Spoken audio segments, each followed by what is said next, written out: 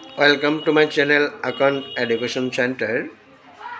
মৰমৰ ছাত্ৰ ছাত্ৰীসকল যিবিলাক ছাত্ৰ ছাত্ৰী 2025 চনত HSLC বা HS ফাইনেল এক্সামিনেশ্যন দিবলৈ ওলাইছে তেওঁলোকৰ কাৰণে মই আজি এটা ৰিপৰ্ট ৰাইটিং দি আছোঁ।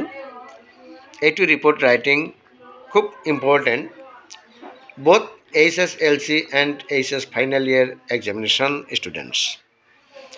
অৰ্থাৎ যিবিলাক ছাত্ৰ ছাত্ৰী মেট্ৰিকত বা হায়াৰ ছেকেণ্ডেৰীত ফাইনেল দিবলৈ ওলাইছে তেওঁলোকৰ কাৰণে ৰিপৰ্টটো আহিবই। আৰু এইটো ৰিপৰ্ট দুটা ক্লাছৰ কাৰণে important.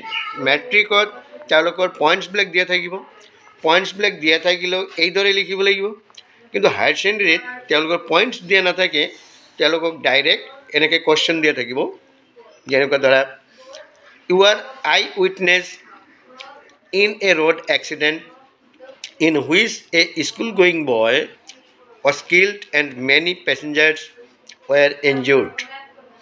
As a reporter, write a report about accidents. এই বিষয়ে তোমাক ৰিপৰ্ট লিখিব লাগে।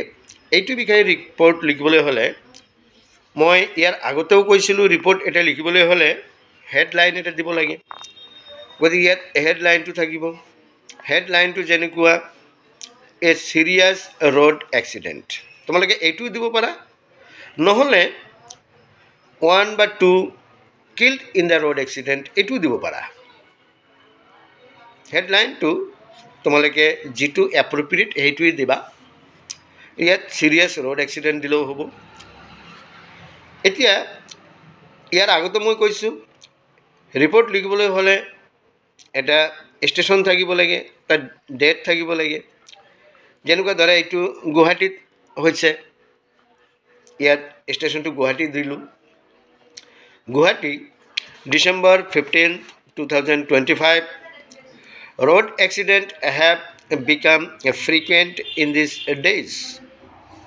Various accidents are reported every day from various parts of Assam. Full stop.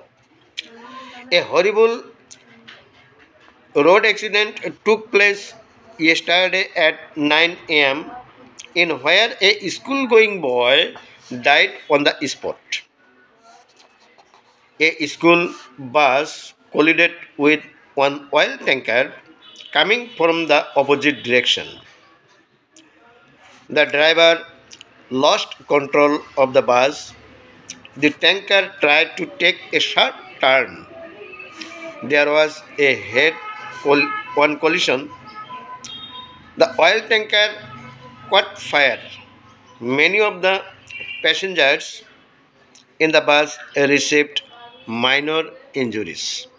The fire brigade arrived within 10 minutes to put out the fire.